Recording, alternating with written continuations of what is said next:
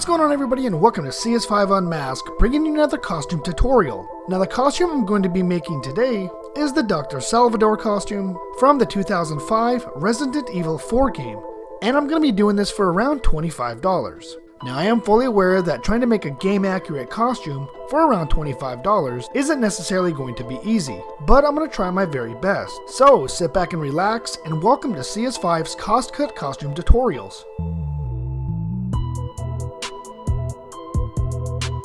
Alright, let's go ahead and see what we're going to need for this costume. We're going to need a burlap sack for the mask, a white long sleeve shirt with a few buttons on top, some suspenders, brown pants, and brown work boots. Now, footwear will be optional, just wear whatever you feel that is comfortable. Alright, let's go ahead and start off with the shirt.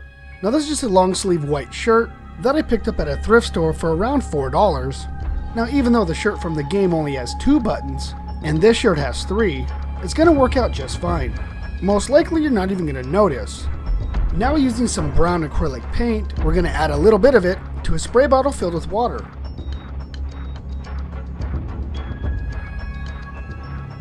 I'm going to add it around the collar, the armpits, and even the sleeves to really make the shirt look like it was worn for many years. Now, I'm going to repeat the same process again, but this time using black acrylic paint. That's going to really make this white shirt look extremely dull and dirty.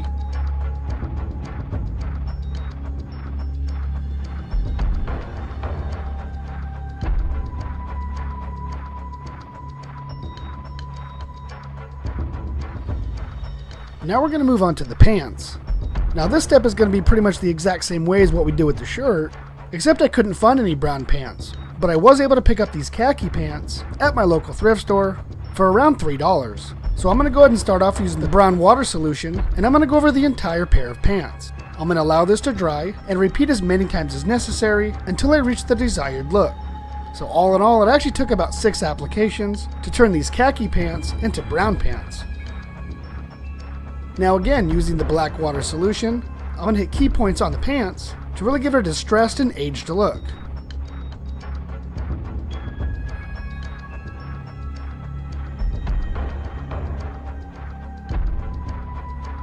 We're now going to go ahead and add a few extra jean buttons to the front and the back of the pants. Now, this is going to give the suspenders something to actually hold on to. So I ended up actually having to get 2 packs of these because the suspenders required 6 buttons total, so 2 packs cost around $4. Now, to apply these buttons, it's actually pretty easy. You have a serrated pin on one end and a button with the hole on the other. You just poke a hole through the pants and then press the button down. Sometimes you might have to give it a little tap with the hammer just to make sure that it's secure.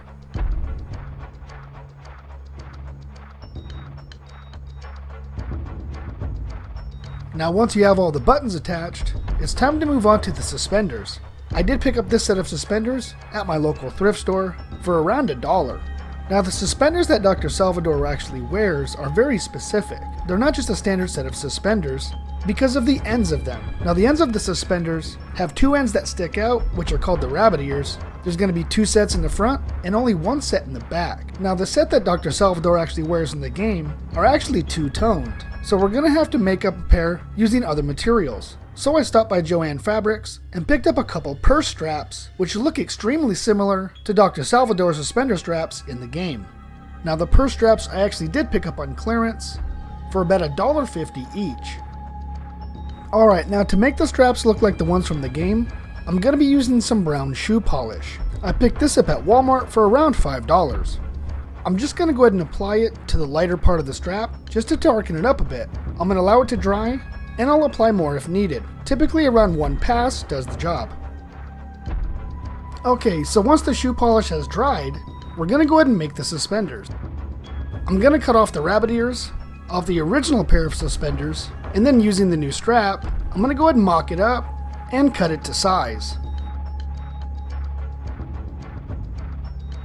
And then proceed to cut off the parts that I don't want from the original pair, but I want to leave a little bit on there just so that I have something to adhere the new strap to. And then folding in the end about 1 inch or so, go ahead and attach the rabbit ears to the new pair of suspenders. And just use a little hot glue to make the strap stay.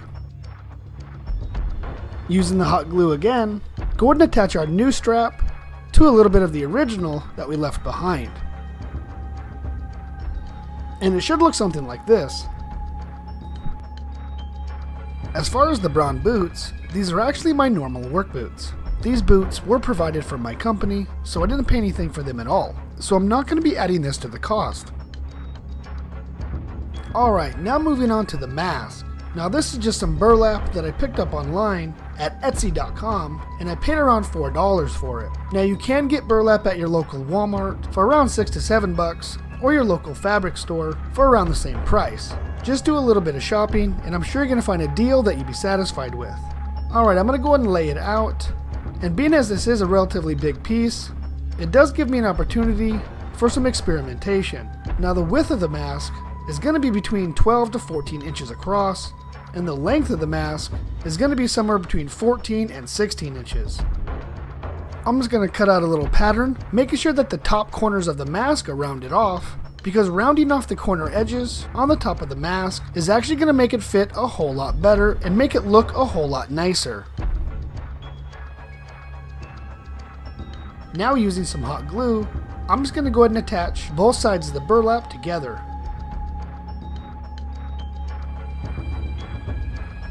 Now once all the hot glue is dried, I'm going to go ahead and proceed to turn it inside out and see what it actually looks like. Now I'm going to go ahead and place it on my head, and using a Sharpie, I'm going to figure out where the eye holes need to be. And just using a pair of scissors, I'm going to proceed to cut them out. Now I'm going to start off a little bit small with the eye holes, because burlap has a tendency of fraying out, and then the eyes will actually get a little bit bigger the more that you wear it. Now's the time to grab the scissors and do a little bit of trim work, because you don't want frayed burlap getting in your eyes. Now that I'm satisfied with the way the mask looks, I'm going to grab a little bit of flat black spray paint that I picked up at Lowe's for about $1, and I'm just going to go over the whole mask front and back. This is going to darken it up and make it look really dingy and dirty. Alright, not bad. Now just a random piece of string that I had laying around will be the completion to the mask. Alright, let's go ahead and tally everything up and see how much it actually cost. And as you can see, it's just under $25. Alright, let's go ahead and put everything together and see what we got.